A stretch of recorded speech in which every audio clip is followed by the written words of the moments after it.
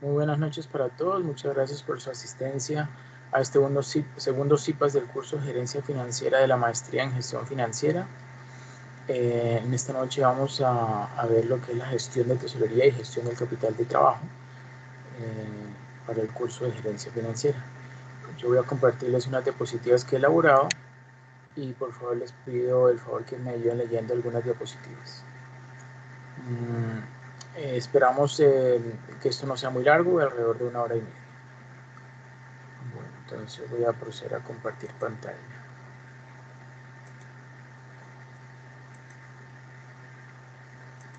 Confirmen por favor si ya observan la diapositiva ampliada, la inicial. Sí, señor. Ok, muchas gracias. Bueno, allí tenemos entonces lo que les acabo de informar. El segundo ciclo es de gerencia financiera. El tema que vamos a tratar hoy es gestión de tesorería y gestión del capital de trabajo.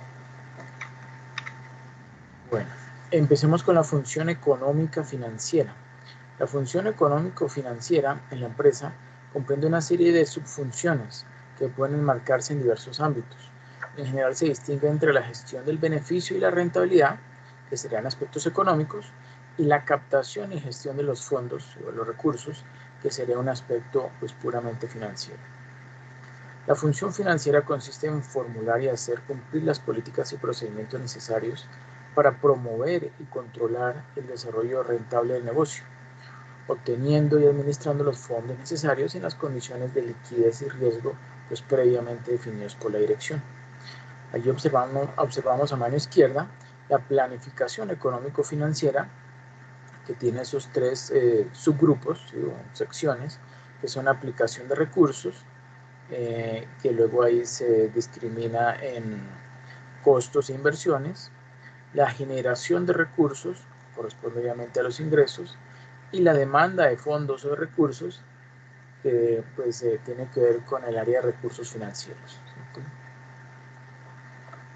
Las responsabilidades que configuran el papel de la dirección financiera son tres: planificadora, asesora y decisora. La planificadora tiene, dentro de los cometidos principales se encuentra la elaboración de los presupuestos de la empresa, que recogidos de los diferentes departamentos darán un resultado común que expresará la necesidad de financiación, así como los excedentes previstos. El papel de asesoría o asesora, ¿sí? en esta área, en este papel, en esta función, la actividad de la empresa en sus diferentes fases genera al final un movimiento de fondos y una necesidad de recursos o aplicación de los mismos. Desde esta vertiente, el departamento financiero asesora a las áreas de dirección estratégica del negocio sobre la viabilidad y conveniencia financiera de las operaciones y proyectos del negocio.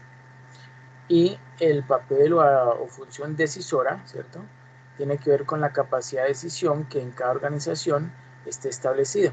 El departamento financiero gestiona los recursos optando entre las diversas alternativas de financiación e inversión y asumiendo la responsabilidad de los costos o excedentes generados en esa gestión, con esa gestión. Entre sus cometidos, ¿sí?, o funciones estará el seguimiento de los presupuestos establecidos según la planificación del negocio. Interviene o debe intervenir asesorando a la gerencia o dirección general en las políticas que incidan directamente en la asignación de recursos, entre las que cabe citar la distribución del beneficio, la política de endeudamiento, la financiación de nuevas inversiones o proyectos, etc. Podemos citar dos condiciones que determinan cómo estará constituido el departamento financiero, que son el tamaño de la empresa y la cultura de la empresa, ¿sí? El tamaño de la empresa, que significa que cuanto más pequeño sea la empresa, pues las funciones financieras se agrupan con otras en la misma persona, ¿cierto? Pues no se dispone de una estructura suficiente como para independizar y rentabilizar puestos específicos. Generalmente la función financiera, muy rudimentaria, descansa de modo difuso en el contable, ¿sí?, en la contabilidad, en el gerente o en el propietario. En las grandes organizaciones, obviamente, el departamento financiero existe como tal y dispone de cierta estructura. Bien es cierto que cada día, debido a la automatización de los procesos, esta estructura se va optimizando, o sea, se va volviendo más pequeña. En las empresas medias se dan casos para todos los gustos, aunque evidentemente la tendencia es crear un departamento financiero como tal, lo que da idea de la importancia que está adquiriendo esta función, pues es estratégica para el desarrollo del negocio. En cuanto a la cultura de la empresa, pues hay que recordar que en Colombia muchas empresas son familiares, lo que provoca un determinado estilo de hacer las cosas y sobre todo una tendencia al control de la gestión por parte de los propietarios de forma directa, que en algunos casos tiende a la concentración o acumulación de funciones en una sola persona.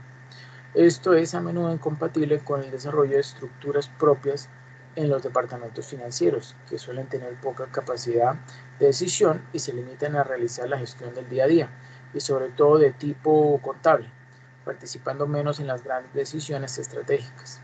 No obstante, la modernización de nuestras empresas está dando como fruto que cada vez se aprecie más por parte de los empresarios la necesidad y los resultados que se obtienen de una estructura más profesionalizada. Ahora veamos el departamento administrativo en las pequeñas organizaciones. ¿Quién me ayuda, por favor, leyendo características y funciones?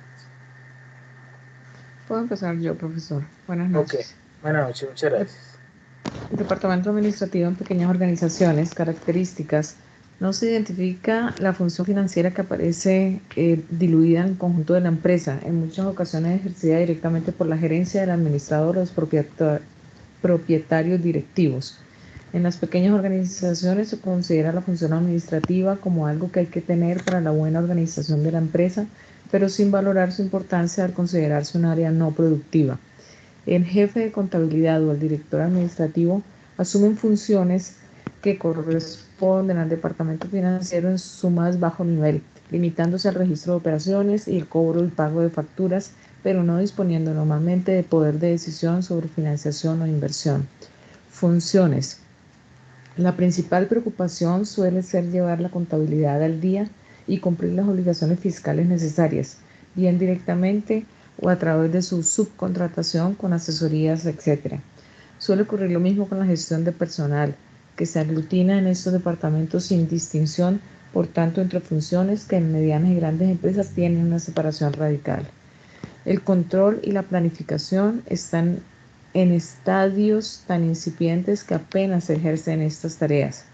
Se realizan de forma mecánica los cobros y pagos con fórmulas simples y tradicionales sin aportar mayor valor de regla general a estas gestiones. La gestión financiera no suele ser desarrollada por el departamento más que a los niveles formales. La dirección general asume directamente las relaciones bancarias, la contratación de productos y servicios bancarios y las previsiones de financiación e inversión necesarias y su ejecución. Ok, excelente, muchas gracias. ¿Quién leyó, perdón? Ana María. Ana María, ok, excelente. Sí, entonces vemos allí cómo en las pequeñas organizaciones, pues el jefe de contabilidad o el director administrativo pues asume funciones que deberían corresponder al departamento financiero, ¿no? Obviamente se supone que la empresa pues está iniciando, es una alternativa de inversión, ellos estaban pues probando cómo les va a ir y ya pues si logran sobrevivir, ¿sí? Un periodo de tiempo, que pues eso es variable dependiendo del tipo de proyecto, pues entonces empezarán a crecer y crecer y crecer y muy posiblemente luego pues digamos, se van a establecer en el mercado, se van a convertir en una empresa madura y pues ahí van a tomar la decisión de continuar o de seguir creciendo, ¿no? También, o de entrar en nuevos mercados, que también puede ser otra opción. Bueno, excelente. Y ahora, por favor, ¿quién me lee esta otra diapositiva? Que es el departamento administrativo en organizaciones, ¿sí?, que están en crecimiento. Yo lo puedo leer. Ok, muchas gracias. Las organizaciones en crecimiento pueden presentar un déficit de adaptación a los cambios para gestionar el mismo, precisamente si se mantienen, por inercia o interés, estructuras poco adaptadas a un mayor volumen de negocios y a las exigencias que ello plantea. Una empresa de desarrollo precisará incidir en los siguientes factores. Planificar toda su actividad, pero crear también presupuestos financieros, para lo que tendrá que reforzar el departamento. Mejorar la comunicación entre las diferentes áreas del negocio, de forma que la función financiera pueda desarrollarse de forma coordinada con el área comercial y la producción. Para ello se exige una mayor dignidad y nivel funcional para quien desarrolle la función financiera. Cuanto mayor es el volumen de negocio, mayores pueden ser los gaps financieros que deben ser previstos, para lo que se requiere examinar la evolución del negocio y el cumplimiento presupuestario con rigor, lo que exige evidentemente una mayor estructuración del incipiente departamento administrativo.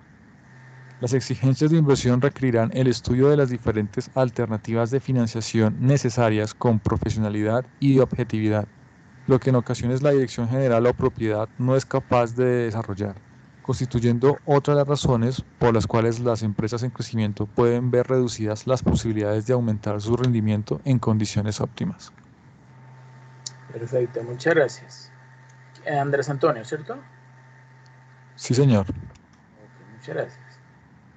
Bueno, y ahora veamos el departamento administrativo financiero en organizaciones de tamaño medio. ¿Quién me ayuda, por favor, leyendo esta diapositiva? Yo te ayudo, profe. Ok, perfecto. Gracias. Características. La función financiera existe como tal. El directivo al frente del departamento tiene un nivel equiparable al del resto de los directivos de las diferentes áreas de la empresa, con un reconocimiento a su función y poder en la organización más acordes con la importancia de la labor que desempeña. Funciones. Se elabora y controla el presupuesto desde un punto de vista puramente económico. Se realiza el control del gasto y de los beneficios en el corto plazo. A pesar de que la planificación financiera no está tan desarrollada como en modelos organizativos más avanzados.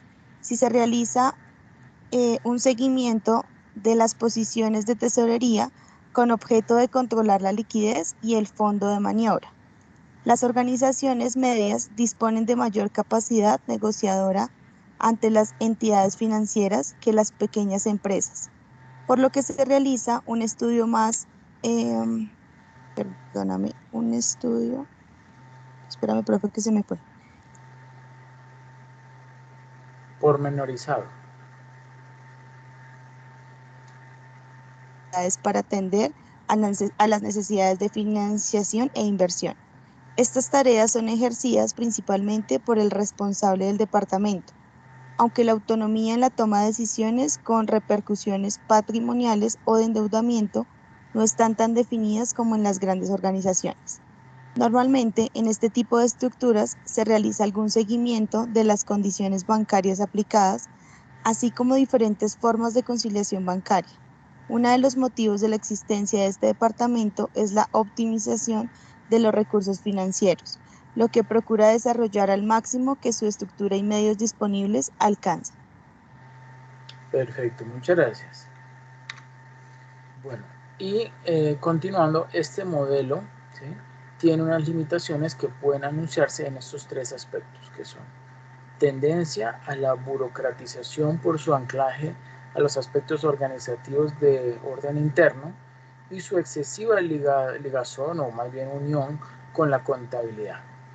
Esto puede suponer una menor agilidad en la resolución de problemas financieros y en una mejora de la estructura financiera de la empresa. La tibieza en la ejecución de un sistema de control, al estar menos desarrollado que en las estructuras más complejas, pues puede traer consigo la pérdida de corresponsabilización, ¿sí?, en la consecución de objetivos. Y por último, se corre el riesgo de prestar una gran atención al control de bancos, condiciones pactadas y liquidaciones, más que a la optimización de las estructuras financieras de la empresa. En resumen, se puede caer en la rutina de realizar un seguimiento de las operaciones contratadas sin aportar políticas de gestión de la tesorería a corto plazo. Okay. Bueno. Ahora, por último, vamos a ver el departamento administrativo financiero de las grandes organizaciones. Características. Primero, la función financiera está desarrollada en todas las subfunciones que le son propias, haciendo especial hincapié en la planificación y control de todas las áreas del negocio. El departamento está dirigido por el director financiero o director económico financiero, bajo el que se pueden distinguir dos grandes áreas de actuación según la dedicación específica, que son el control que ejerce el controller, ¿cierto?, que atiende a las áreas de planificación y control de gestión, y la gestión de tesorería, que lleva a cabo o que maneja o que asume el tesorero, ¿cierto?, que atiende a la gestión, ¿sí?, a la administración de los recursos financieros. ¿Cuáles son entonces las funciones de control de gestión y de tesorería o gestión financiera? Las de control de gestión son dos, ¿sí? Con eje o con base en la planificación y control financiero, se orienta hacia el beneficio y rentabilidad a largo plazo.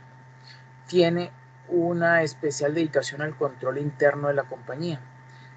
Y tercero, bajo su responsabilidad estará la contabilidad y el cumplimiento de los requisitos legales y fiscales de la compañía. Ahora veamos la función de tesorería o gestión financiera. La actividad del área de tesorería se centra en la planificación y control financiero global, considerando el conjunto de áreas o actividades de la empresa. Su gestión está presidida por el objetivo de equilibrio financiero y liquidez. Esos son los objetivos clave: equilibrio financiero y liquidez. Y también dentro de esas funciones, pues de alto nivel de tecnificación en esta función, pues está orientada hacia la optimización integral de los recursos y fuentes de financiación, que se concreta en la elaboración del plan financiero a largo plazo para la evaluación de las necesidades financieras y del plan financiero, la planificación y la política financiera a corto plazo, que incluye la gestión global del activo circulante, ¿sí?, la contratación, gestión y control de las fuentes de financiación, ¿sí?, se obtienen los recursos, el planteamiento profesional de la negociación bancaria, ¿sí?, o sea, lo que se va a negociar con los bancos y las condiciones, obviamente, el presupuesto de tesorería, la elaboración del presupuesto de tesorería, el seguimiento del disponible, ¿sí?, ese seguimiento, o más bien gestión y seguimiento del disponible, y por último el control del negocio bancario, ¿sí?, el control o manejo adecuado del negocio bancario, de las relaciones con los bancos. Así como, faltaron estos, qué pena. La relación y negociación bancaria, ¿sí?, se distribuye, según los casos, entre el director económico financiero, ¿sí?, o el director, o sea, el Chief Executive, el Chief Financial Officer, ¿sí?, director económico financiero, el tesorero, ¿sí?, el treasurer, y el jefe de tesorería.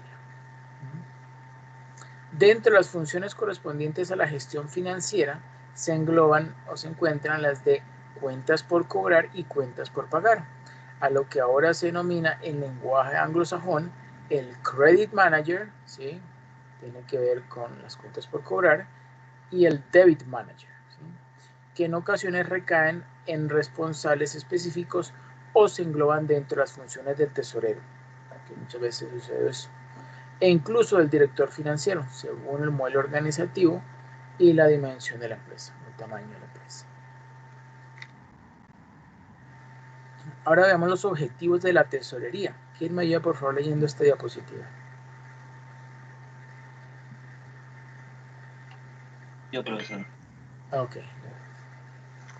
Objetivos de la tesorería. El departamento financiero ejerce tres funciones principales reconocidas por todos los autores: gestión de recursos financieros, planificación, control. Gestión de los recursos financieros. Desarrollará las siguientes misiones principales. Previsión. Conocer conocer los recursos precios para la realización de las actividades de la empresa. Liquidez. Disponer de los recursos necesarios. Costes. Optimizar el coste de los recursos. Riesgo. Minimizar el riesgo financiero en que se incurra. Planificación. Además de asesorar a la dirección en todos los aspectos relativos a la planificación estratégica del negocio, aportando la vertiente financiera de las decisiones a asumir, la planificación tiene como eje fundamental la elaboración de los presupuestos coordinando las diferentes áreas de la empresa. Control. Se definen las estructuras de control de la empresa estableciendo áreas de responsabilidad. Para ello, han de identificar las unidades organizativas que estos efectos pueden clasificar en centros de ingresos. Se marcan los objetivos de ingresos a obtener. Centros de costes. Se fijan los objetivos de costos a soportar. Centros de gastos. Se les asignan los presupuestos total de gastos. Centro de beneficios. Se fijan unos beneficios, pues son unidades son unidades con capacidad de decisión sobre sus propios gastos. Centros de inversión. Se les asigna un objetivo de rentabilidad por su mayor autonomía. El departamento financiero puede organizarse en virtud de dos grandes áreas que agrupan dos subdepartamentos específicos: gestión financiera, control de gestión.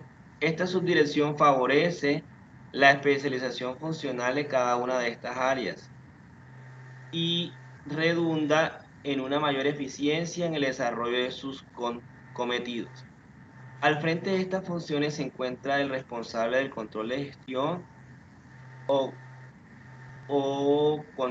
controller y responsable de recursos financieros o tesorero. Perfecto, muchas gracias. José Luis, ¿cierto? Sí, señor. Muchas gracias. Bueno, ahora yo continúo. El área de gestión financiera dentro del departamento financiero puede tener distintas áreas o parcelas de gestión, según las particularidades de cada empresa. Actualmente la estructura que se considera más adecuada para llevar adelante el cometido del área, ¿sí?, del área financiera, es la representada en la figura 2, esa que tenemos allí, ¿sí?, en donde existen los siguientes departamentos, ¿sí? Entonces vemos allí la gestión financiera, ¿sí?, o dentro de esta gestión financiera se encuentran tres áreas o departamentos, ¿sí? El de tesorería, que maneja el tesorero; el de cuentas por cobrar, que maneja el credit manager o gerente de crédito, ¿sí?, y el de cuentas por pagar, que maneja o que asume el gerente de cuentas por pagar o debit manager, ¿cierto? Veamos aquí unas funciones, pues no son completas, sino para tener una idea. El gerente de crédito es el que se encarga de racionalizar el crédito a los clientes y de mejorar los cobros, ¿sí? Son las funciones, digamos, básicas del gerente de crédito, puede tener otras muchas más. Y el gerente de cuentas por pagar o el debit manager, ¿cierto?, se encarga de la recepción y conformidad de las facturas recibidas de los proveedores, desarrollando los trámites internos de autorización precisos, ¿sí?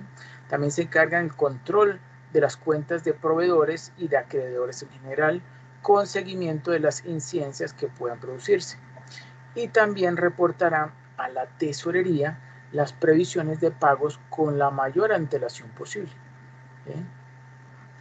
La tesorería, ¿sí?, este que tenemos acá, la tesorería, se encarga de la gestión de los recursos financieros de la empresa. La gestión está muy ligada al corto plazo y capitaliza las relaciones con las entidades bancarias, o maneja más bien las relaciones con las entidades bancarias.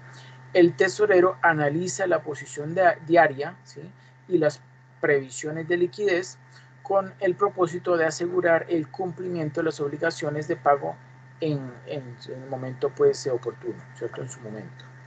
Para ello debe disponer de las herramientas adecuadas de integración de la información con el objeto de fundamentar sus decisiones, ¿sí?, en salidas reales de dinero, digamos, en la realidad, y en las previsiones más próximas a la realidad, pues, posibles, ¿cierto?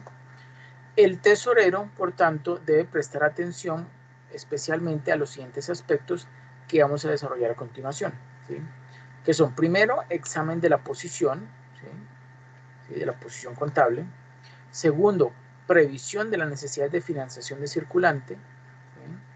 Tercero, acometer una adecuada política de inversión de excedentes, ¿no?, o sea, de esos superávits que se le presenten. Cuarto, conseguir las mejores condiciones en el mercado financiero en las operaciones que se hayan de contratar, ¿sí? Y quinto, considerar los riesgos contraídos, evaluarlos y cubrirlos, ¿okay? Lo puse en rojo porque, pues, tiene que ver con riesgos. Ahora vamos a analizar cada uno de estos. Examen de la posición. ¿Quién me ayuda, por favor, leyendo esta diapositiva?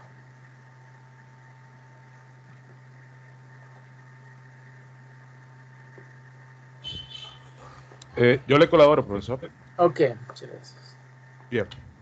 Examen de la posición. Dice, el examen de la posición exige realizar una serie de tareas entre las que se encuentra, entre las que cabe enumerar, primero, centralizar toda la información sobre los saldos de las cuentas bancarias con objeto de llegar a una posición consolidada.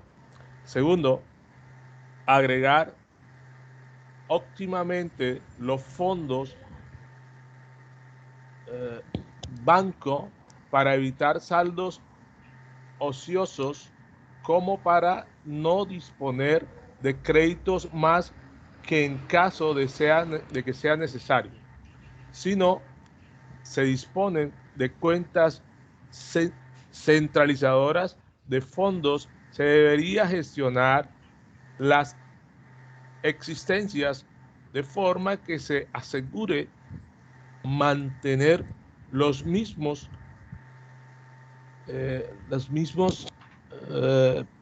disculpa, no puedo ver aquí mucho, los mismos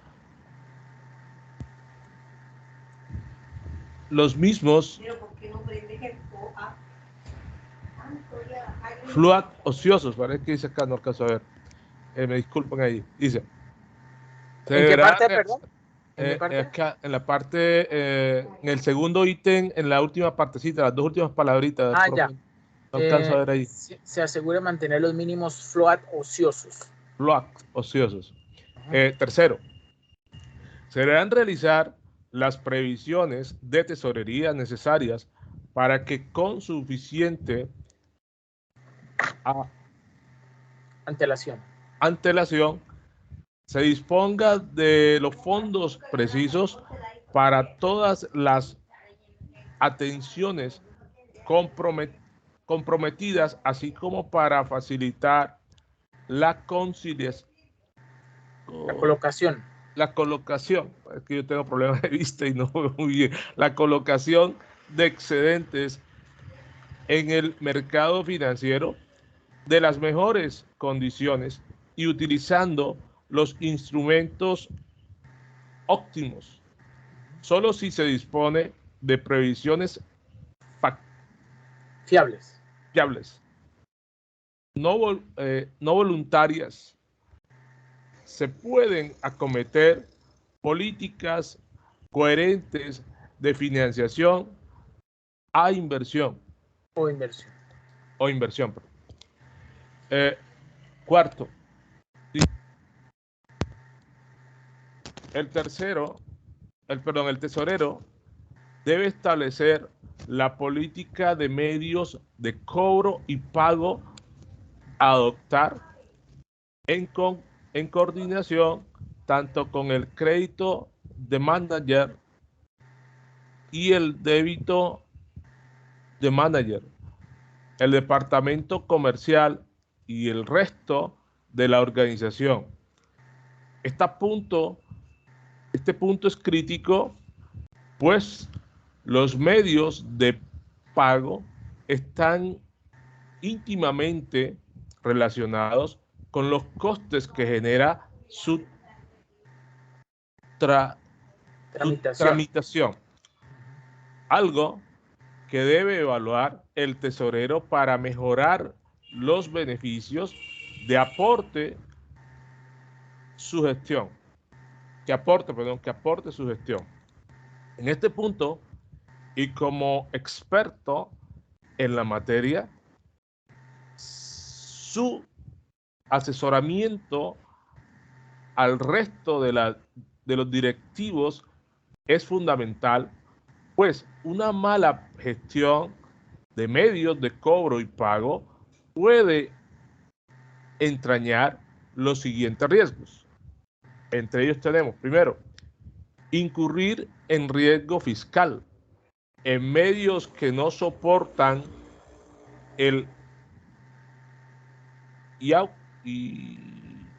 la DIAN. Bien. En el límite normativo, excesivos costos de tramitación, escasa movilización de créditos comerciales, retrasos en los cobros inducidos por medio de por el medio empleado. Y el último ítem dice que el tesorero, sobra decirlo, deberá realizar el análisis claro de la coyuntura financiera.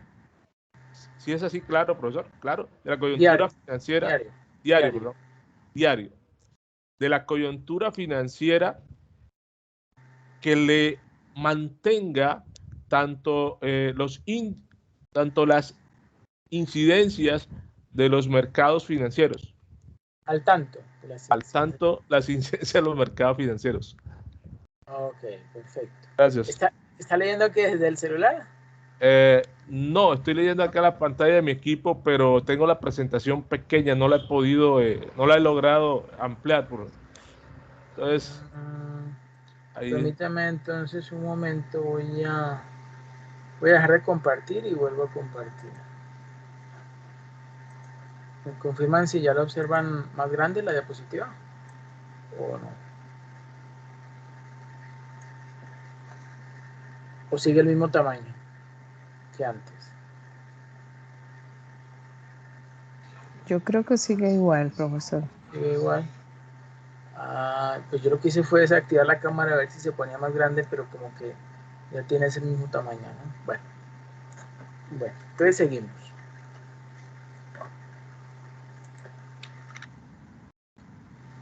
A ver, yo continúo. La posición de tesorería se deberá obtener en fecha valor, ¿sí?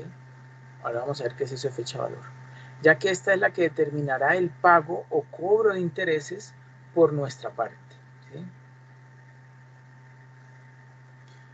También prestará atención a la disponibilidad efectiva de los fondos o la realización efectiva de los cobros por transacciones como transferencias internacionales y aquellas en las que la disposición, ¿sí?, depende de gestiones de terceros, en algunas ocasiones sin una fecha fija de resolución, por examen de documentos o por actuaciones que escapan pues a unas normas rígidas y por tanto de nuestro control rutinario. Suele ponerse todo el énfasis en la gestión en fecha valor, lo que es muy importante, pero más importante es disponer de fondos, que debe ser la primera preocupación del tesorero. La siguiente función es la de previsión de las necesidades de financiación del circulante. El conocimiento del negocio, de su trayectoria pasada en cuanto a la estacionalidad del mismo, así como de la devolución de todas las previsiones y flujos financieros, determinará la política y necesidades de financiación del fondo de maniobra, ¿sí? También elegirá los instrumentos financieros más adecuados en cuanto a condiciones y plazo para proveerse de la financiación suficiente, evitando el sobrecoste de una excesiva financiación no necesaria o incurrir en una insuficiente cobertura de previsibles necesidades que obliguen a negociar con las entidades bancarias sin la tranquilidad precisa que nos dé la oportunidad de elegir nuestras propias mejores opciones. Tercero, acometer una adecuada política de inversión de excedentes, ¿sí?, de superávits. Deberá conocer todos los instrumentos financieros y productos bancarios adecuados para sacar el máximo rendimiento de los excedentes de tesorería. Acuérdense ustedes que bueno, no sé si les comenté a ustedes, pero algunas empresas, por ejemplo unas cooperativas que conozco en el Huila, pues ellos deciden invertir esos excedentes en CDTs. ¿Y por qué lo hacen? Bueno, ellos prefieren no conseguir un rendimiento tan elevado, pero sí minimizar el riesgo al máximo, ¿no? Que es pues lo que ofrecen los CDTs. Lo que sí varía es obviamente la tenencia, ¿sí?, o el tiempo en que tienen invertidos sus recursos. Me parece que son como 90 días y pues cada mes pues esos que han colocado anteriormente a 90 días pues se van cumpliendo y van recibiendo sus excedentes, ¿cierto? Hay otras empresas, incluso instituciones educativas, que prefieren invertir esos excedentes de tesorería en fondos de inversión, ¿sí?, en fondos de inversión y pues ellos obviamente están haciéndole una gestión, digamos que activa a esos fondos de inversión, y pues mirando a ver si ese rendimiento baja, pues entonces tienen que rebalancear, tienen que sacar esos recursos e invertirlos en otro fondo, y así pues evitar mantenerlos en un fondo donde posiblemente esos rendimientos se caigan y pues se pierdan recursos, ¿no?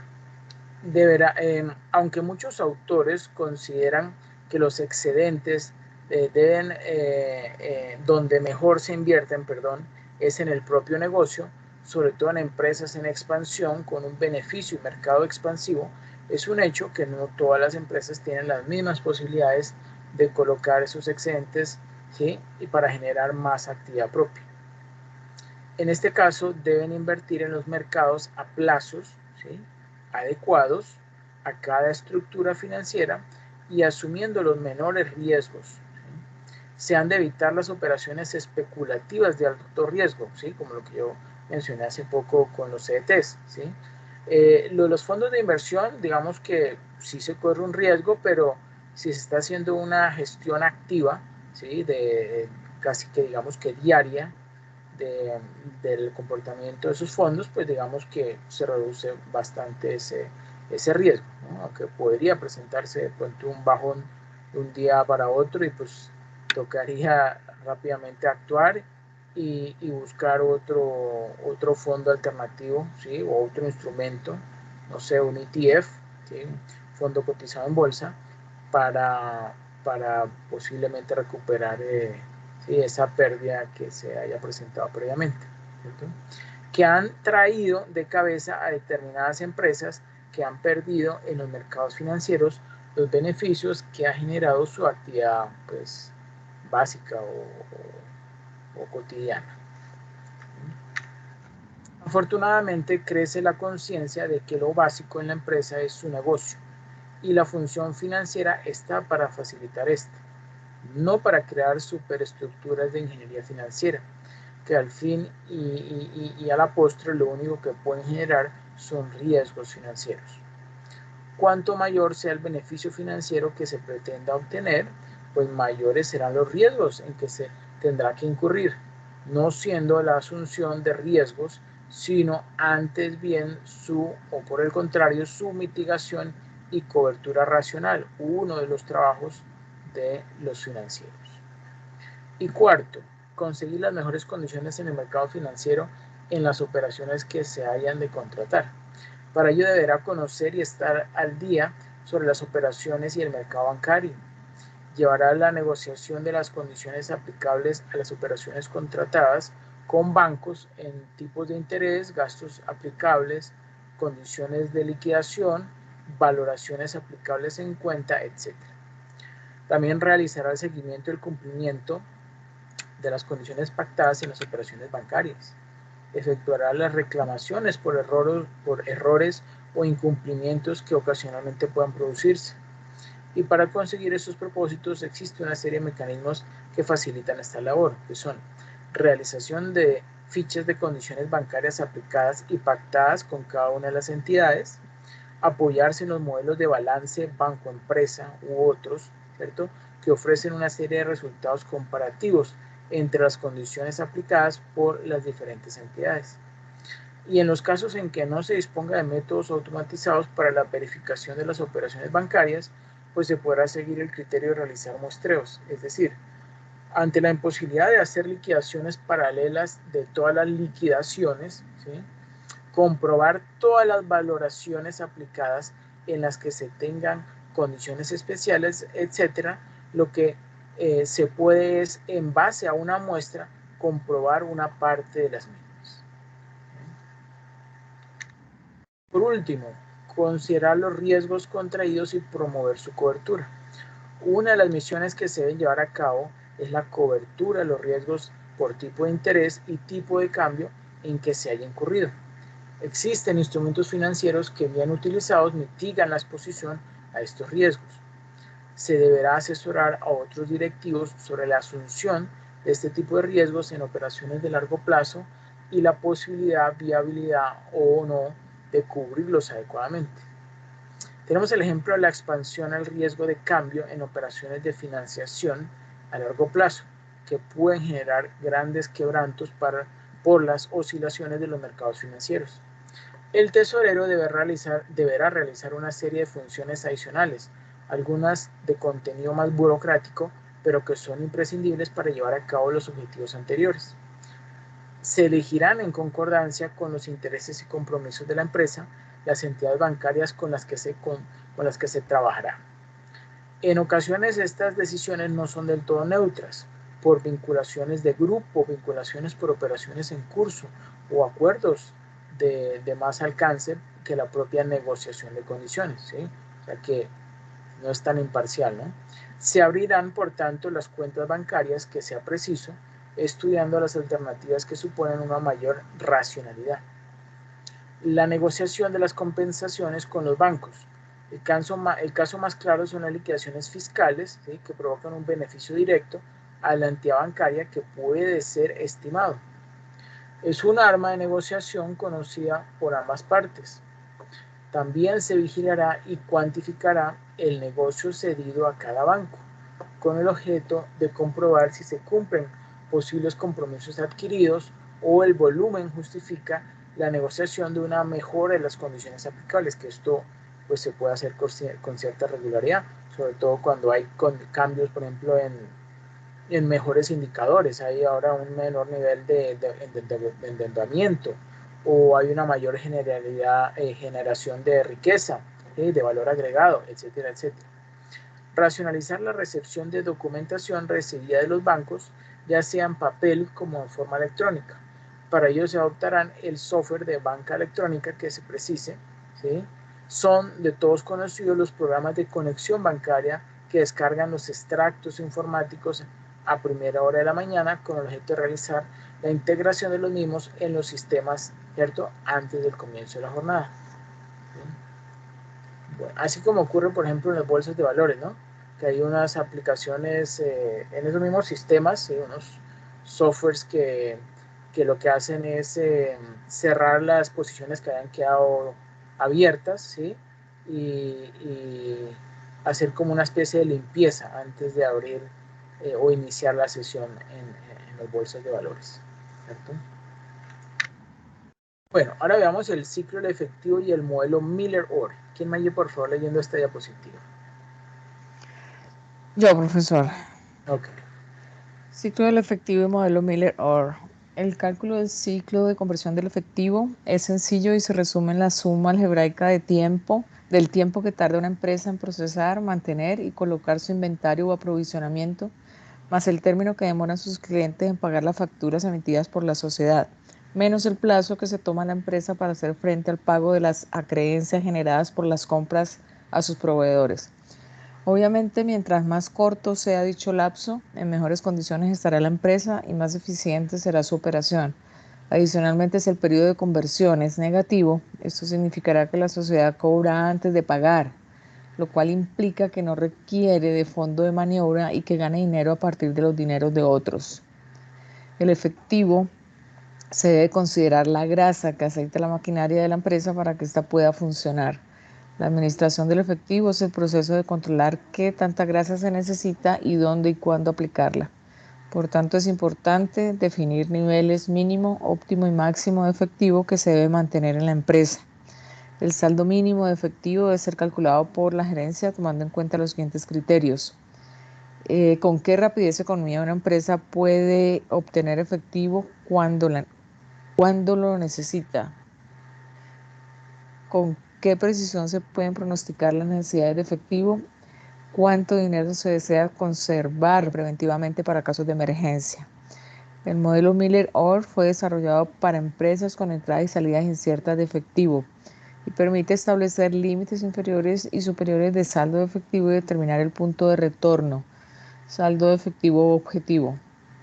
Para calcular el punto de retorno, límite inferior y el límite superior de efectivo, existen las fórmulas siguientes. El límite inferior lo establece la compañía y el límite superior es igual al límite inferior más el spread.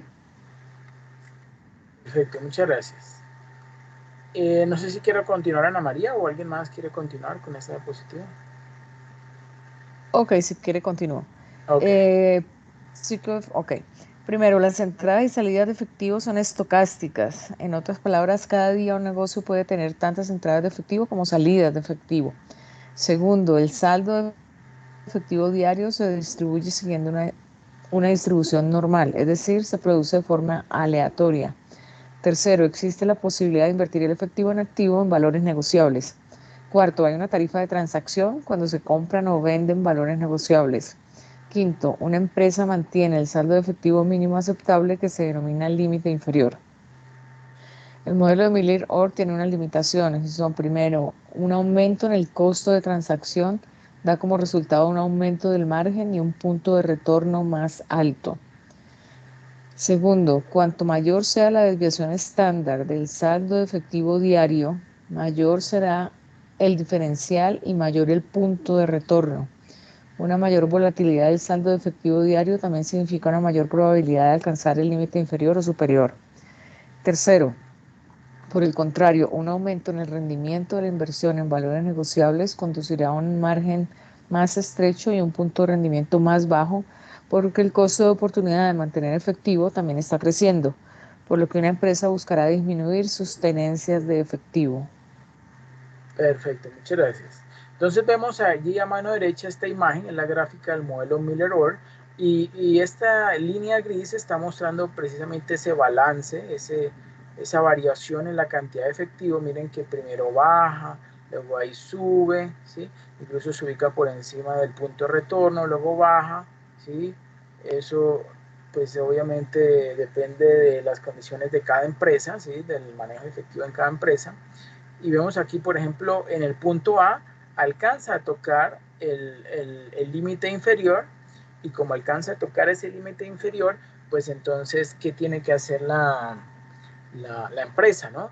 O ese modelo, ¿qué es lo que asume o qué es lo que hace, ¿sí? ¿Qué funciona, realiza para no quedarse líquido? Ah, pues ya cuando toma ese límite inferior, pues tiene que volver, ¿sí? O sea, tiene que vender títulos, valores, ¿sí? Para volver o para llegar nuevamente a este punto de retorno, ¿sí? Que es esta línea de color rojo, posiblemente, digamos, como ejemplo, que tenía unos excedentes que había obtenido anteriormente, los había invertido en ETFs, ¿sí? Los ETFs son fondos cotizados en bolsa que funcionan como las acciones. La gran ventaja de estos es que, por ejemplo, están replicando muchas veces el comportamiento de un índice como, por ejemplo, el Standard & Poor's, y a diferencia de los fondos de inversión que se toman más tiempo para comprarse o venderse, estos se pueden comprar y vender en forma automática como se compra o vende una acción, ¿cierto? Entonces, pues eso es una gran ventaja porque tan pronto se alcanza este umbral, ¿sí? Este límite inferior, pues entonces incluso se puede automatizar. La empresa automáticamente vende, ¿sí? Esas inversiones temporales, ¿sí? Digamos estos ETFs, y entonces vuelve nuevamente a obtener recursos para ubicarse en el punto de retorno, y allí nuevamente entonces inicia nuevamente este ciclo de bajada, subida, ¿sí? Que esto es como una especie de gráfica que se ve en chartismo, ¿no? Entonces ahí baja, baja, llega a este punto pero no toca el límite inferior, entonces todavía tiene recursos, y como de todos modos vuelve a subir, entonces digamos que ahí cuenta con más recursos, y vemos como en el punto número B, ¿sí? Que es cuando toca el límite superior, entonces ya en este punto lo que le está diciendo a la empresa es, mire, ya tengo un excedente, digamos que importante de recursos, esos recursos se podrían invertir no sé, en un ETF o en un CDT, o bueno, el instrumento financiero que se haya decidido, ¿sí? Y miren que automáticamente tan pronto toca ese punto número B, entonces vuelve, ¿sí? Digamos, esos recursos que tenía en exceso, los invierte en un título de valor y retorna nuevamente al punto de retorno, ¿sí? A esta linecita de color azul, ¿cierto? Y nuevamente entonces se produce una baja o una salida de dinero, luego otra vez una entrada de dinero, y así entonces va fluctuando, ¿cierto? Digamos, estas entradas y salidas de dinero en la empresa y tan pronto toca uno de estos dos límites, ya sea inferior o superior, pues ocurre esta compra o venta, perdón, de instrumentos financieros para, ya sea para ganar rendimiento, en el caso de esta línea de color verde, ¿sí? Para que generen unos rendimientos, o el caso de la línea roja para disponer de recursos en forma inmediata para poder pues, llevar a cabo la operación diaria de la empresa, ¿cierto? Y que no se quede líquido. ¿Ok? ¿Sí está claro esta gráfica? Sí, señor. Ok, excelente. Bueno, ahora veamos la fórmula para calcular el spread o saldo objetivo de efectivo, que lo vamos a denominar la Z mayúscula, ¿cierto? Es sencillo, esa Z mayúscula va a ser igual a 3 veces, ¿sí? La raíz cúbica de 3/4 por TC, es el transaction cost o costo de transacción, por B, que es la varianza corresponde a la desviación estándar al cuadrado, que es una medida de dispersión respecto a la media, ¿sí? Eso es lo que es la varianza. La varianza, digamos que es una forma cuadrática de la desviación estándar, ¿sí? Eso se ve con más detenimiento en estadística, ¿sí? Estadística diferencial, ¿sí? Y esto dividido entre 4 veces R, que R es la tasa de descuento, ¿sí?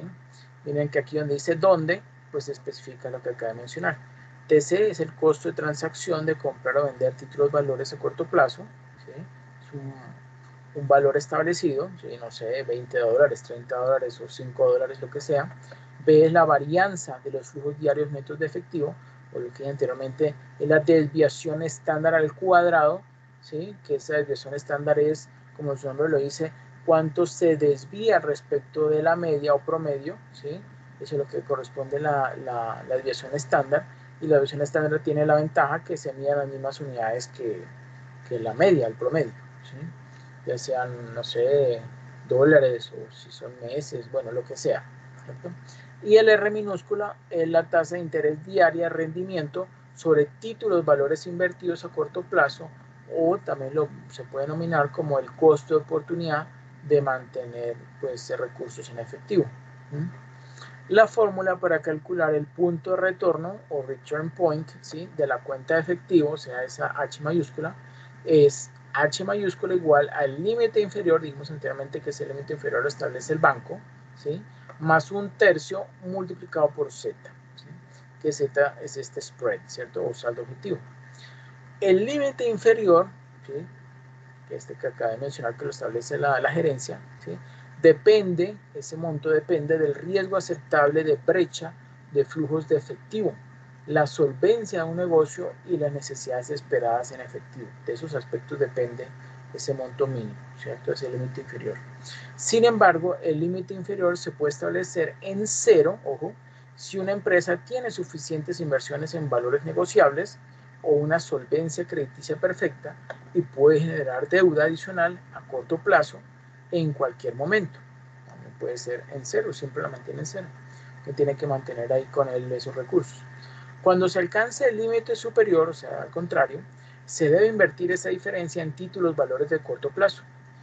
Pero, ojo, en el caso que se alcance el límite inferior de efectivo, se deben vender esos títulos valores invertidos a corto plazo para volver al punto de retorno. ¿Sí? De acuerdo con Gallagher 2001, página 474, que fue lo que ya yo les mencioné anteriormente, los mostré aquí en la gráfica. Bueno, ejemplo. Una compañía decidió mantener un saldo de $10,000 en efectivo. Los costos de transacción corresponden a $5, ¿sí? O sea, compra o venta de título de valor. La desviación estándar de los flujos de caja corresponden a $2,000, ¿sí? Diariamente. Y la tasa de interés, o digamos el R, ¿no? El costo de oportunidad de mantener efectivo es del 0,014% diario. ¿Sí? Entonces, ¿qué hacemos? Pues vamos a identificar cuáles son los datos. Entonces, el transaction cost o el costo de transacción corresponde a $5, ¿sí? La varianza es igual a la desviación estándar que me están diciendo acá que es de $2,000. Como es la varianza, pues lo elevo al cuadrado, ¿sí? Vemos aquí el elevado al cuadrado. R, que es ese costo de oportunidad de mantener efectivo, es del 0,014% diario. y está dado que el límite inferior es de $10.000. ¿Sí? Bueno, entonces aplicamos la fórmula de Z para calcular ese spread, y el spread, pues llevando a cabo, realizando estas operaciones algebraicas, me da 14.249, ¿cierto? Bueno, esperan un momento, aquí hubo un errorcito. Lo que pasa es que en algunos textos aparece, ojo para que sepan, en algunos textos aparece que el denominador de esta división, de esto que está dentro de la raíz cúbica, ¿cierto? El denominador está 4 por R, y en otros simplemente está la R. Entonces, yo había hecho inicialmente el cálculo solamente dividiendo entre R, y pues me da este 14.249. Pero si lo dividimos entre el denominador, si este denominador lo multiplicamos, este 0,0014 lo multiplico por 4, pues obviamente me va a dar un valor un poquito más pequeño, ¿no? Que 14.249. Bueno, pero eso es simplemente un ejemplo. El límite inferior va a ser entonces igual a ese límite, perdón, este es el límite superior, qué pena. Sí, qué pena. El límite superior va a ser igual al límite inferior, que son los $10.000, más este Z o spread, que son los 14.249. Esto me da como resultado un límite inferior, que sería esta flechita verde, ¿cierto? De 24.249. Bueno, y el H, dijimos que el H es que el punto de retorno, ¿cierto? El punto de retorno, return point, va a ser igual a el valor del límite inferior, que son esos $10.000, más un tercio por Z, ¿sí? Entonces, pues un tercio es simplemente agarrar el Z, ¿sí? Que son esos 14.249, dividido entre 3. Y esto me da un punto de retorno de 14.479,66. Ahora yo quisiera, por favor, que ustedes vieran este otro planteamiento de ejercicio. Dice lo siguiente. Una compañía decidió mantener un saldo, ¿sí?, de $8.000 en efectivo, o sea que este es nuestro límite inferior. Los costos de transacción corresponden a $3. La desviación estándar de los flujos de caja corresponden a $2.500 diariamente. Y la tasa de interés, o ese costo de mantener efectivo, es del 0,025% diario. Entonces, pues identificamos cuáles son los datos y luego aplicamos las fórmulas para obtener pues el valor de Z, ¿cierto? Que es el spread, el del límite superior, que es el inferior, más Z, ¿sí? En este caso son los 19.494,64. Perdón, en este caso el límite inferior no son 10.000, son 8.000, qué pena, 8.000. Y el punto de retorno, return point, ¿cierto? Es el límite inferior, que son los 8.000, más pues, Z dividido entre 3, ¿cierto? Los 11.494 dividido entre 3. Y esto me arroja un punto de retorno de 11.831,54. Bueno, ahora veamos el crédito a clientes. ¿Quién me ayuda, por favor, leyendo crédito a clientes? Yo, profe. Ok, gracias. Crédito a clientes. La decisión de otorgar crédito debe ser consecuencia del análisis de los costos y beneficios que se obtiene al hacerlo. Respecto de las ventas a crédito, también debe buscarse un equilibrio entre dos costos. El costo de no otorgar el crédito. Este costo está constituido por las ventas que no pueden concretarse porque no todos los clientes pueden comprar de contado. Y B, el costo de otorgar el crédito. Este costo está representado por las cuentas incobrables, es decir, aquellas ventas a crédito que no pueden recuperarse. Cuando se pierden ventas por no otorgar crédito, también se pierde la oportunidad de generar rentabilidad para la empresa. En cambio, si se concede crédito a los clientes, se espera un incremento en las ventas y, en consecuencia, en las utilidades, y es necesario calcular los beneficios esperados por ese crecimiento en las ventas. Sin embargo, también hay que considerar que cuando se hacen ventas a crédito se tendrán varios costos. Primero, costo de oportunidad por la inversión que se mantiene mientras los clientes pagan. Segundo, costos de efectuar la cobranza y, en casos extremos, tercero, costo de recuperar la inversión cuando hay clientes que no pagan. La decisión de inversión debe pasar por el proceso de análisis costo-beneficio.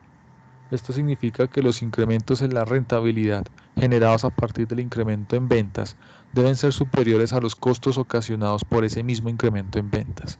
Son muchos los factores que deben tomarse en cuenta al establecer las políticas de crédito y cobranza, ya que es necesario definir monto, plazo, requisito para otorgarlo, procedimiento de cobranza, sanciones por incumplimiento, intereses moratorios y premios, como los descuentos por pronto pago. Ok, excelente, muchas gracias. ¿Sí? Entonces ahí tenemos como una breve descripción sobre cómo es ese manejo del crédito que se otorga o que otorgan las empresas a los clientes. ¿Cierto? Bueno, yo continúo. Cuando el cliente solicita el crédito, la información que presente y la que pueda obtenerse de su historia crediticia, pues son fundamentales para la futura recuperación de la inversión. Es importante mantener archivos actualizados de su desempeño como cliente para futuras solicitudes. La búsqueda y el mantenimiento de la información también representan un costo que debe ser tomado en cuenta. Recurrir al buró de crédito o centrales de riesgo como Datacrédito, Experian, Procrédito y TransUnion, que son los que actualmente hay aquí en Colombia, ¿cierto? En busca de la historia crediticia de solicitantes que no han sido clientes de la empresa, pues tiene un costo, pero también el beneficio de evitar pérdidas por otorgar financiamiento a personas con historia de incumplimiento en sus compromisos. Una vez que se ha iniciado un programa de otorgamiento de crédito, es necesario revisar constantemente sus consecuencias para la empresa, evaluando la respuesta de los clientes ante el estímulo del financiamiento, la reacción de la competencia, el incumplimiento de los clientes, el comportamiento de la cobranza, la conveniencia de los mecanismos de cobro que se han empleado y la aparición de nuevas formas y términos de crédito. Con los datos recabados de este proceso de evaluación, podrá hacerse una reevaluación de las políticas establecidas y, de ser necesario, pues hacer los cambios pertinentes. El ejemplo que se presenta en la figura 4, que está acá, muestra los cálculos que deben hacerse para tomar una decisión de crédito. Un cliente hace un pedido de 100 unidades y solicita un plazo de 30 días para pagar. ¿Sí? El precio de venta de cada unidad es de 270 y el costo para la empresa es de 200, ¿sí? O sea que hay una ganancia de 70 por cada unidad. La empresa tiene capacidad para satisfacer esa demanda y sabe que si no otorga el plazo, ¿sí? el cliente no hará el pedido y comprará la mercancía con otro proveedor. ¿Sí? Un análisis de crédito muestra que la probabilidad de que el cliente no pague es del 15% y la empresa ha determinado que su costo de oportunidad es del 3% mensual, ¿sí? O sea, el costo de obtener el dinero para financiar a los clientes es del 3% mensual. Entonces se pregunta a uno, ¿conviene aceptar el pedido? Aquí tenemos entonces estos cálculos de que iniciamos en esta franja de color azul que dice importe de ventas es igual al importe de cuentas por cobrar, ¿cierto? Que en este caso sería 100, ¿sí? Las 100 unidades por 270, que es el precio de venta, pues eso me da un resultado de 27.000, ¿cierto? El importe de las ventas, el valor de las ventas es de 27.000.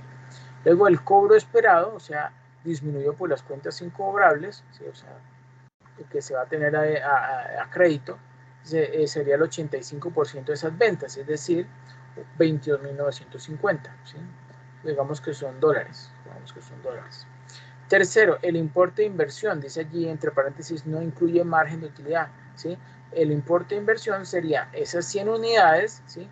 Multiplicado por el costo de fabricarlas, ¿sí? Sería 100 por 200, que es igual a 20.000, ¿cierto? El cuarto, el costo de oportunidad de la inversión. También se menciona allí que el costo de oportunidad de la inversión es del 3% mensual, ¿sí? 3% mensual ¿de qué? De esas 100 unidades a 200 cada uno, que es su costo de fabricación, sería entonces 3% por 20.000, que nos da un resultado de 600, ¿cierto? Y el beneficio neto, ¿sí? Como dice allí, es a este ítem número 2, le resto el 3 y le resto el 4, o como quien dice, a ese cobro esperado, ¿sí? O esas cuentas por cobrar, que son el 85% de las ventas, suponiendo que el 85% se hacen a crédito, ¿cierto? Le resto la inversión, o sea, el costo de fabricarlo, los 20.000, 100 unidades por 200, que es lo que cuesta fabricar cada unidad, ¿sí? Menos el costo de oportunidad de la inversión, que es ese 3% por el 20.000. Y eso me da un resultado, un beneficio neto de 2.350. Entonces, los resultados anteriores permiten tomar la decisión de otorgar el crédito. O sea, observe que no se considera la posibilidad de cobrar, claro, no, o sea, uno nunca va a cobrar el 100% de las cuentas, ¿sí? Por eso se toma en cuenta el cobro esperado. También se toma en cuenta la inversión que la empresa tendrá que mantener durante el plazo de financiamiento otorgado y que es igual al costo de la mercancía que se vende, ¿sí? Ese es 100 por 200, ¿cierto? Finalmente, para poder hacer la inversión, la empresa deberá conseguir el dinero de una de las dos fuentes de financiamiento a las que tiene acceso, ¿sí? Pasivo capital, que son las fuentes de financiamiento. El costo que la empresa debe pagar por esos recursos recibe el nombre de costo de oportunidad, ¿sí? Ahí en ese cuadrito, y corresponde a los intereses que la empresa habrá de pagar si el dinero proviene de un préstamo o la rentabilidad exigida por los accionistas si fueron ellos quienes aportaron los fondos para hacer la operación. Bueno, ¿quién me ayuda por favor leyendo este? Datacrédito, Experian y Procrédito. Yo, profesor. Ok. Procrédito, Datacrédito son centrales de riesgo para servicios financieros y crediticios. A través de ellos, las compañías, entidades financieras, empresas, etcétera, que utilizan sus servicios obtienen la información del historial crediticio de sus clientes, la manera en que cumplen con sus obligaciones de crédito, retrasos en sus pagos de deuda y toda la información, tanto positiva como negativa, de su vida crediticia. Contrario a lo que muchas personas piensan, todas las personas que utilicen servicios de crédito, ya sean bancarios, de telefonía, cable, etcétera, se encuentran dentro de la lista de las centrales de riesgo, pudiendo estar dentro de la línea blanca o la lista blanca o la lista negra, lo que influye significativamente al momento de solicitar créditos, préstamos de dinero. Es importante destacar que estar dentro de la lista blanca de las centrales de crédito, Procrédito y Datacrédito, es decir, no tener incumplimiento de pago en el historial crediticio, no es suficiente para ser cliente ideal del préstamo. Es importante mantener una buena reputación, aumentarla al realizar pagos de deuda a tiempo, pagar las cantidades establecidas y en general tener un buen comportamiento de pago. Así como en la lista negra no le asegura al cliente que su solicitud de crédito sea rechazada de plano, pues si no es una conducta usual o el reporte es considerado de baja importancia, queda de parte del banco o la empresa o cooperativa decidir si la persona podría ser apta para recibir o no el préstamo o crédito. En ocasiones, tener mala reputación en las centrales de riesgo significa que la persona tiene un reporte de morosidad abierto. Perfecto, muchas gracias. Vamos allí, ¿cierto? Un poco sobre estas dos entidades que funcionan en Colombia, ¿cierto? Datacrédito, Experian y Procrédito, que son obviamente centrales de riesgo, ¿no? Bueno. Yo continúo. Hay una pequeña diferencia entre ambas empresas a saber, ¿sí? Datacrédito. Datacrédito, por lo general, se encarga de reportar información crediticia a los bancos, también a las empresas de telecomunicaciones y al sector de servicios. Esta central de riesgo se encuentra bajo vigilancia y regulación de la Superintendencia Financiera de Colombia. En cambio, Procrédito, ¿sí?, registra a los clientes o personas que no hayan cumplido sus responsabilidades crediticias con comercios o comerciantes y se encuentra vigilado por FENALCO. Cabe destacar que Procrédito y Datacrédito son centrales de riesgo encargadas de almacenar información del historial crediticio de cualquier persona con obligaciones de pago y de reportarla a las empresas registradas cuando éstas la soliciten. Más no tienen potestad para para decretar quién puede o no puede recibir un crédito, sino simplemente mostrar cuáles son las posibilidades de que estos clientes de cumplir correctamente con sus responsabilidades financieras basándose en su comportamiento de pago anterior o histórico. Tampoco tienen la potestad de crear esta información, ya que los datos con los que se crean los reportes e informes de deuda pues deben ser exclusivamente los emitidos por la Superintendencia Financiera. Además, al firmar el contrato de un crédito o préstamo, el cliente está aceptando que la central de riesgo afiliada a la entidad realice un reporte en caso de morosidad y recopile su información crediticia. ¿Okay? Bueno, factores que determinan el nivel de inversión en capital de trabajo. ¿Quién me dio por favor en esta diapositiva?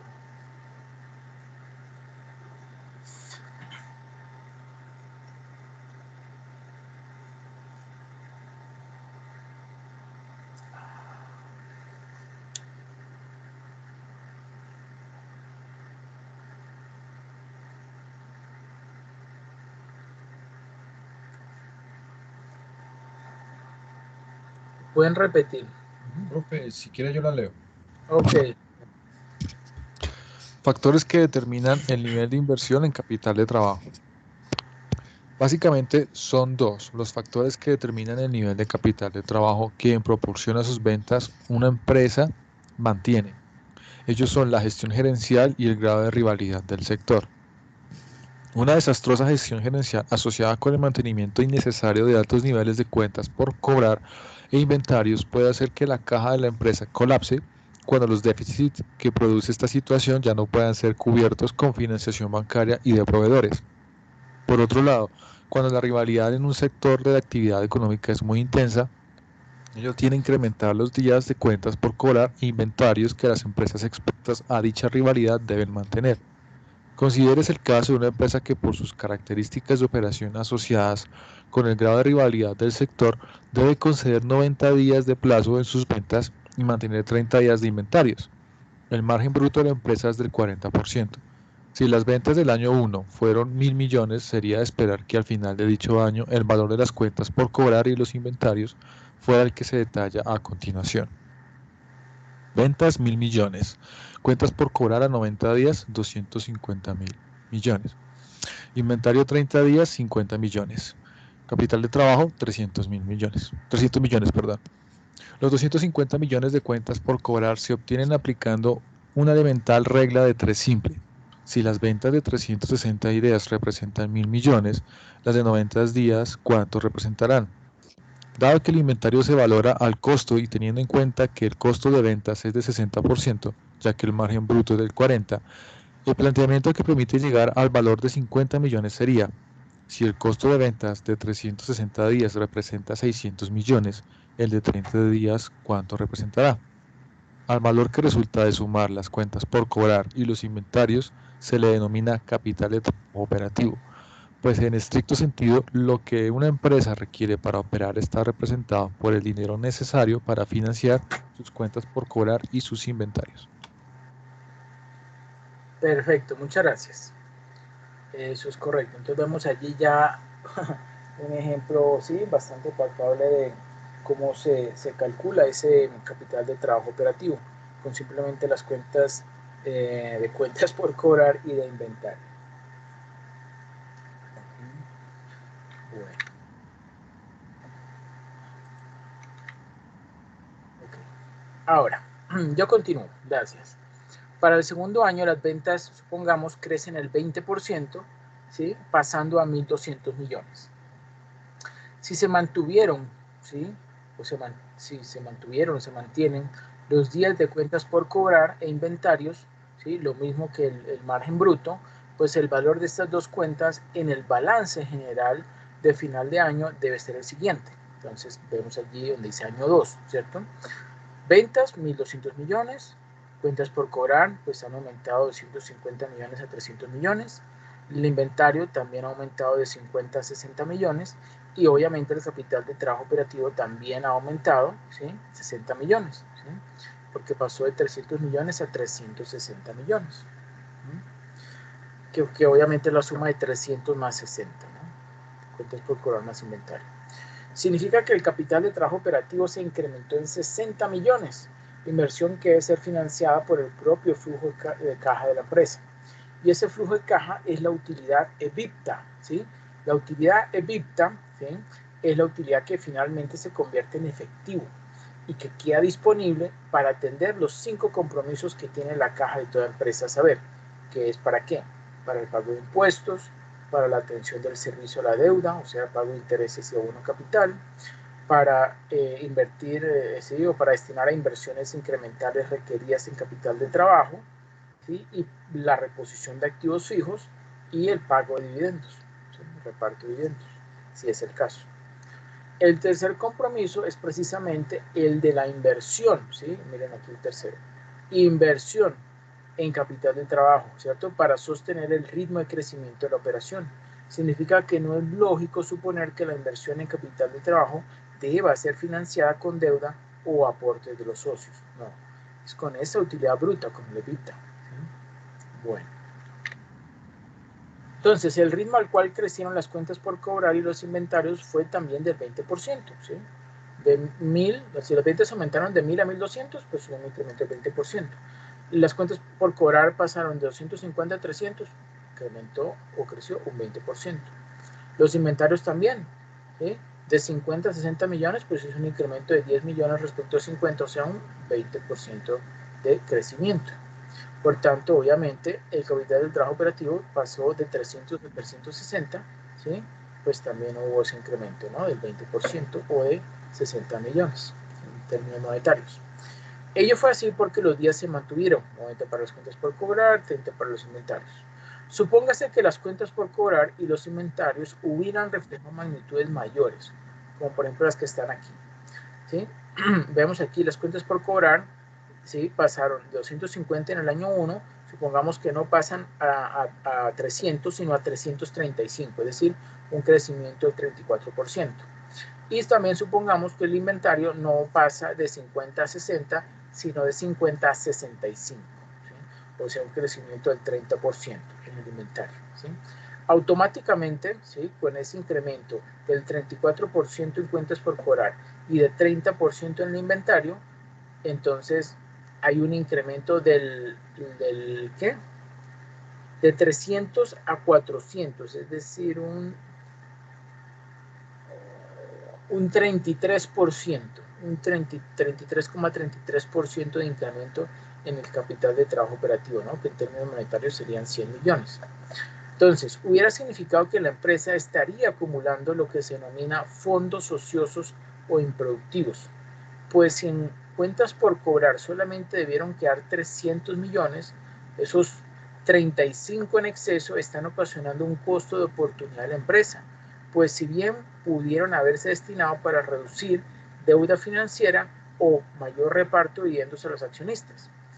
El mismo análisis se aplica para el exceso de inventario de esos 5 millones, ¿no?, porque pasó de 60 a 65 en este segundo escenario. De este análisis se aprende una importante lección gerencial. Hay que impedir que las cuentas por cobrar y los inventarios crezcan en mayor proporción que las ventas.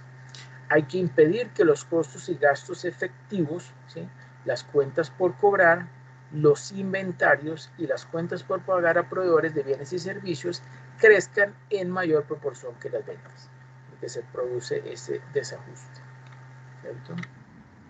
Bueno, 4 razones por las que la empresa podría requerir de capital de trabajo adicional. Primero, las diferencias estacionales en el flujo efectivo son típicas de muchas empresas que pueden necesitar capital adicional para prepararse para una temporada alta o para mantener la empresa en funcionamiento cuando ingrese menos dinero.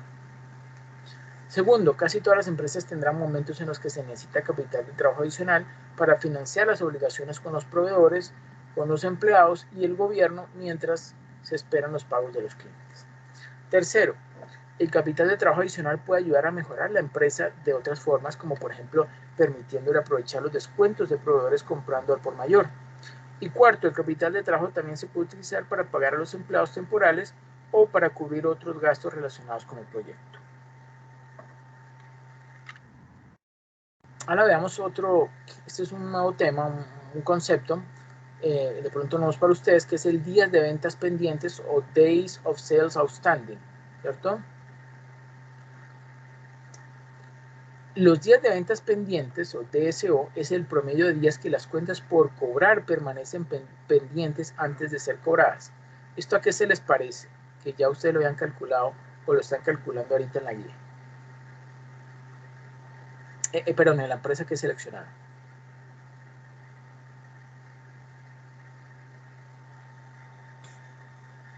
A la rotación de cartera. Exacto, la rotación de cartera. Muy bien, o rotación de cuentas por cobrar. Es lo mismo, ¿no? Es que este término en inglés es lo mismo. Days of Sales Outstanding es lo mismo que, pues, rotación de cartera o días de ventas pendientes. Pendientes por cobrar. Entonces, se utiliza para determinar la eficacia de los esfuerzos de crédito y cobro de una empresa para permitir el crédito a los clientes, así como su capacidad para cobrarlas. Cuando se mide a nivel de cliente individual, puede indicar cuando un cliente tiene problemas de flujo de caja, ya que el cliente intentará estirar la cantidad de tiempo antes de pagar las facturas. La medición puede utilizarse internamente para vigilar el monto aproximado de efectivo invertido en las cuentas por cobrar. No existe un número absoluto de días de ventas pendientes o de rotación de cuentas por cobrar que represente una gestión excelente o deficiente de las cuentas por cobrar, ya que la cifra varía considerablemente según el sector y las condiciones de pago subyacentes. Por lo general, en términos muy generales, una cifra superior a un 25%, ¿sí?, de las condiciones estándar permitidas puede representar una oportunidad de mejora. Por el contrario, una cifra de días pendientes o de rotación de cuentas por cobrar que se aproxime mucho a las condiciones de pago concedidas probablemente, ¿sí?, o sea, que sea igual, probablemente indica que la política de crédito de una empresa es demasiado estricta. Entonces, la fórmula es, bueno, esta que ya conocemos, ¿no? Cuentas por cobrar dividido entre ventas o ingresos anuales multiplicado por número de días en el año. Y tenemos un ejemplito, ¿sí? Si una empresa tiene un saldo medio, promedio, de cuentas por cobrar de $200,000, unas ventas anuales de 1.200.000, entonces su cifra, ¿sí?, de Days of Sales Outstanding o de rotación de cuentas por cobrar va a ser igual a 200.000, que son las cuentas por cobrar, dividido entre 1.200.000, que son las ventas anuales, ingresos anuales, multiplicado por 325, o sea, un total de 60,8 días de ventas pendientes, ¿cierto? El cálculo indica que la empresa necesita 60,8 días para cobrar una factura, pues, normal o típica. Una forma efectiva de usar la medición de los días de ventas pendientes es seguirla con una línea de tendencia, ¿sí?, mes a mes. Al hacerlo, se muestra cualquier cambio en la capacidad de la organización para cobrar a sus clientes. Si un negocio es muy estacional, ¿sí?, o sea que varía mucho sus ventas dependiendo de la estación en que se encuentre, pues una variación consiste en comparar la medición con la misma métrica del mismo mes del año anterior. Esto proporciona una base más razonable para la comparación. Independientemente de la forma en que se utilice esta medición, recuerde que suele compilarse a partir de un gran número de facturas pendientes de pago, por lo que no proporciona ninguna información sobre la posibilidad de cobrar una factura específica. Por lo tanto, debe complementarse con un examen continuo del informe de cuentas por cobrar antiguas y las notas de cobro del personal de cobranza. Conclusiones. ¿Quién me ayuda, por favor, leyendo las conclusiones?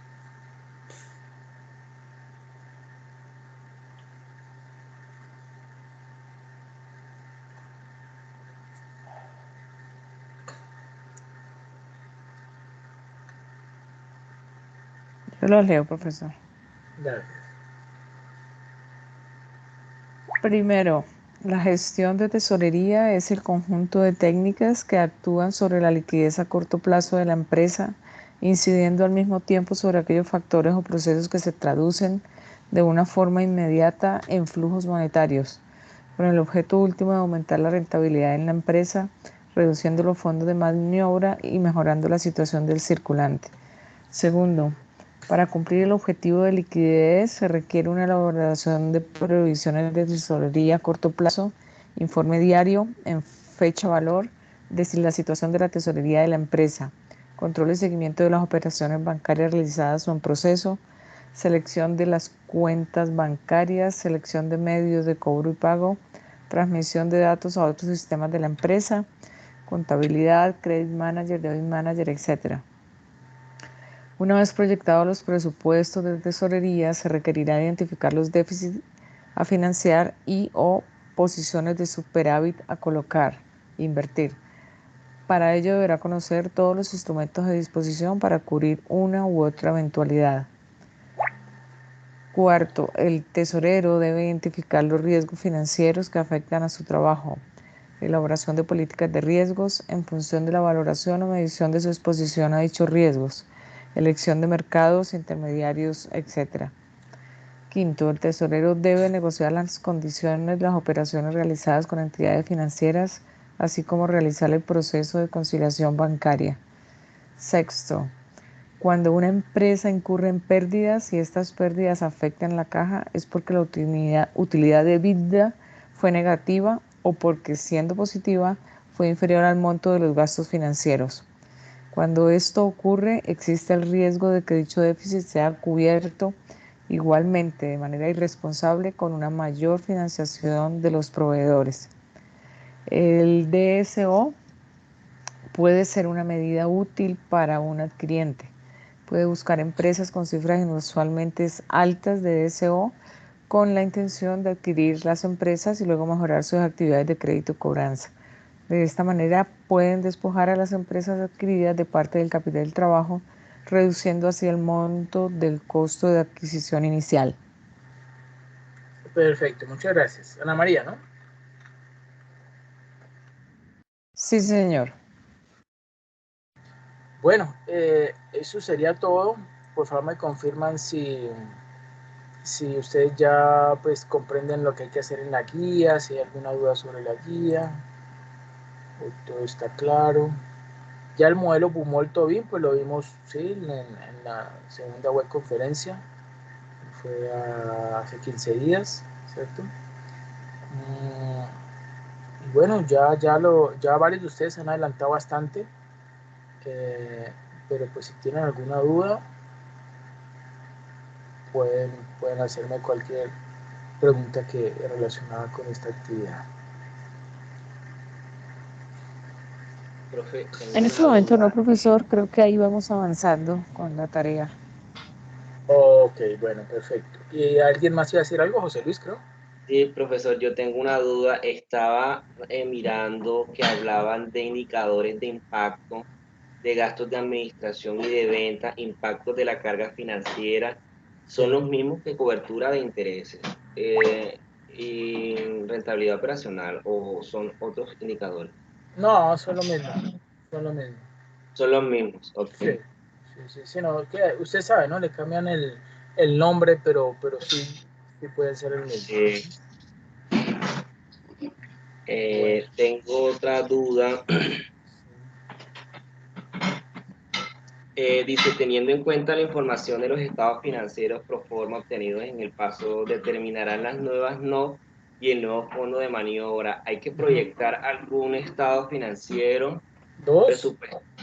sí, el balance y el estado de resultados y calcular nuevamente necesidades o utilidades de fondos y fondo de maniobra.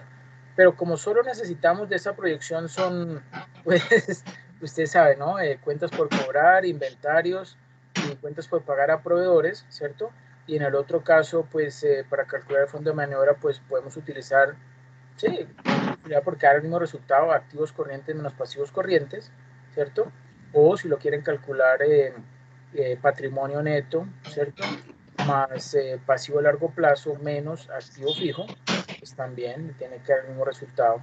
Pero digamos, esa proyección es con base digamos, a una estimación que hagamos para poder superar, digamos, Sí, alguna situación en especial que tiene digamos, la entidad porque está experimentando un exacto, fondo de maniobra negativo y por lo tanto ni siquiera llega al exacto, punto de equilibrio. Okay, eso, me imagino que es exacto, colocar como un mejor planteamiento para exacto. salir. Mire, es sencillo, no sé. A ver Sí, sí, si sí, ahí- ya lo comprendo perfectamente, profesor. O sea, Y algo, ustedes agarran en Excel el estado de resultados, el balance, ¿sí?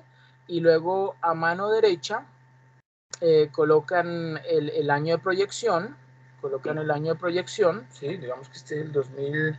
En el anterior ejercicio hicimos algo similar a eso. Sí, es que pueden tomar esa información de ahí. Ese mismo, ¿verdad? Ese mismo. Okay. Quienes no lo hayan elaborado, pues lo tienen que elaborar, pero los que ya lo elaboraron, no, ya eso lo habían hecho, lo que hacen es... Sí, ya lo habíamos hecho, sí, señor. Ok, perfecto. Entonces, por aquí, por decir algo, no sé, digamos, cuentas por cobrar. ¿Sí?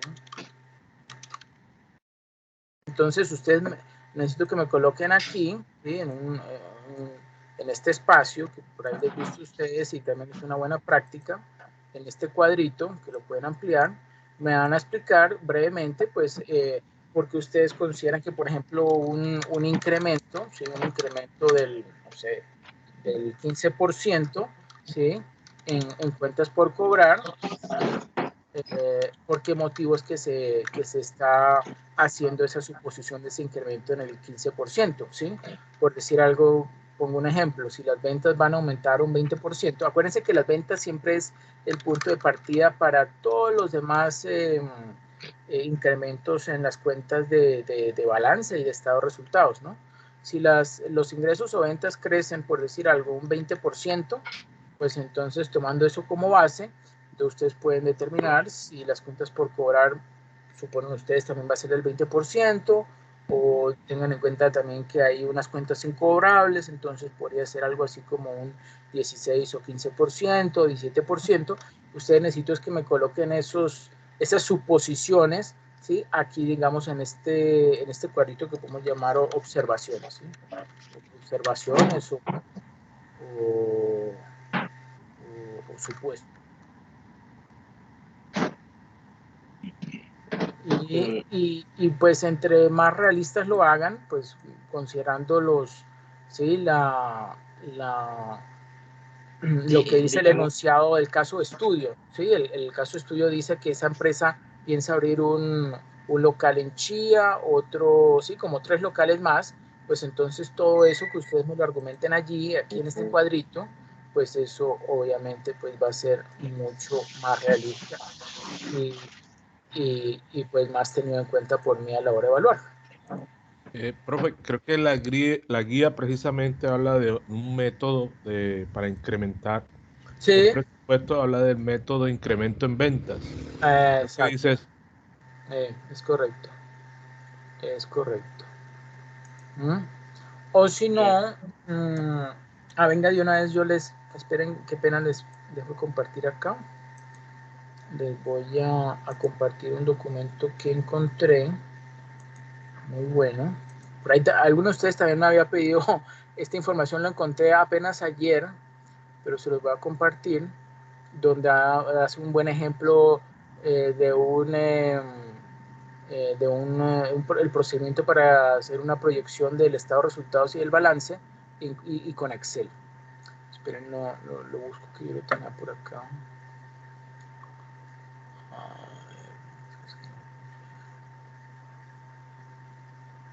Aquí está. Sí, aquí está. Bueno, se los comparto ya aquí en el Skype. En el chat. Profe, yo quería hacerle otra pregunta. Cuando hablamos del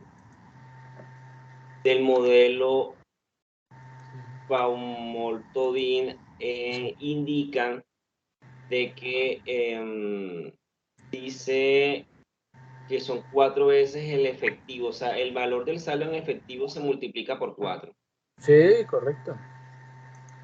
Y hablan de un costo de oportunidad del 15%, ese es igual a la efectiva anual. Sí, eso es igual a la variable, o eso corresponde a la variable I, ¿sí? El interés. Ok, del interés, perfecto. Del interés. Correcto. Perfecto. Bueno, y ahora les voy a pedir una colaboración y es que me ayuden diligenciando otro enlace que es el de la evaluación cualitativa. ¿Ok? Se los comparto aquí por el Skype para que por favor me ayuden diligenciando.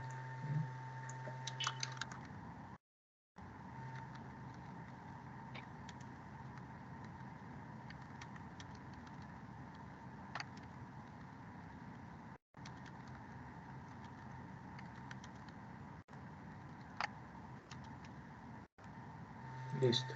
Ahí acabé de compartir el enlace a través del chat. Y los dos archivitos en PDF con el pronóstico del estado financiero, el procedimiento y el resultado en Excel, pues ahí están ambos para que ustedes se guíen. Bueno, Ángela no está en este momento, pero ella me había pedido uno y pues yo le he compartido uno anterior, pero este es como un poco más explícito. Entonces, para que les recomiendo que pues lo lean porque es bastante sencillo y pues es muy aplicado para pronósticos de estados financieros. Okay.